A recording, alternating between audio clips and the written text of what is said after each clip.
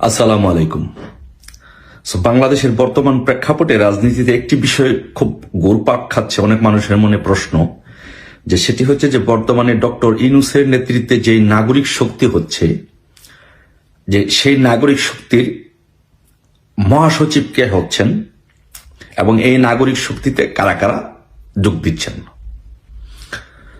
So আপাতত দৃষ্টিতে আমাদের কাছে যে তথ্য উপাত্ত বা ইনফরমেশন বা সোর্স আছে সেগুলো থেকে মনে হচ্ছে তিনজন ব্যক্তি ডক্টর ইউনূসের নাগরিক শক্তির মহাসচিব হওয়ার সম্ভাবনার দৌড়ে এগিয়ে আছেন। সেই তিনজন হচ্ছেন, যে প্রথমত নাম্বার ওয়ানে আছেন যে ডক্টর আসিফ নজরুল, উনি হচ্ছেন নাগরিক শক্তির মহাসচিব। বাট ওনাদের মধ্যে একটি আলোচনা হচ্ছে যে একটি কিভাবে এই নাগরিক শক্তিকে একটি ভালো ইমেজ দেওয়া যায় এবং এটাকে ডাইনামিক করে তোলা যায়, সেই জন্য ওনাদের মধ্যে প্রস্তাব এবং আলোচনা এবং নেগোসিয়েশন কথাবার্তা হচ্ছে যে ব্যারিস্টার রুমিন ফারহানাকে, বিএনপির সহ আন্তর্জাতিক বিষয়ক সম্পাদক, সাবেক সংসদ সদস্য ব্যারিস্টার রুমিন ফারহানাকে এই নাগরিক শক্তির মহাসচিব করা হতে পারে, এরকম একটি ভালো আলোচনা হচ্ছে এবং এটা নিয়ে অনেক দেন দরবার হচ্ছে। আর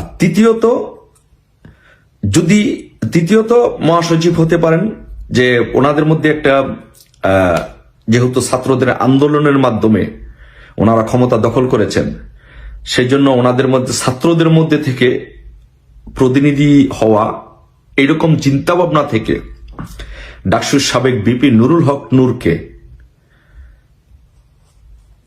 মহাসচিব করার একটা প্রক্রিয়া এবং আলাপ আলোচনা হচ্ছে।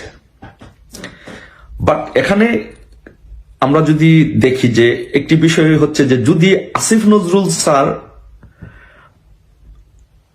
মহাসচিব না হন, সেক্ষেত্রে যদি ব্যারিস্টার রুমিন ফারহানা যদি মহাসচিব হন, তাহলে আসিফ নজরুল হবেন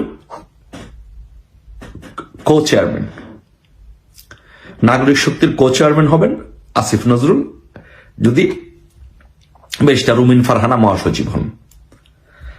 আর নুরুল হক নূর মহাসচিব হওয়ার ক্ষেত্রে কিছু আপত্তির জায়গা তৈরি হয়েছে, যে সে এক হচ্ছে সে সাবেক ছাত্রলীগ নেতা ছিল, আর দ্বিতীয় কথা হচ্ছে যে সে তার বিরুদ্ধে যে অনেকগুলো অভিযোগ এবং তার যে ক্ষমতার প্রতি যে তার লোভ, এটার বিষয়ে যে সে যেহেতু ডক্টর ইউনূসের কোনো উত্তরাধিকার নেই, সো পরবর্তীতে সে উত্তরাধিকার প্রশ্নে নুরুল হক নূর এই সংগঠনের জন্য একটা হুমকি হয়ে দাঁড়াইতে পারে, কারণ সে পরবর্তীতে কাউকে নাও মানতে পারে। তো সেই জায়গা থেকে নুরুল হক নূরের সম্ভাবনাটা থাকা সত্ত্বেও অনেকটা ক্ষীণ হয়ে যায় বিভিন্ন নেগেটিভ অ্যাক্টিভিটিজের কারণে।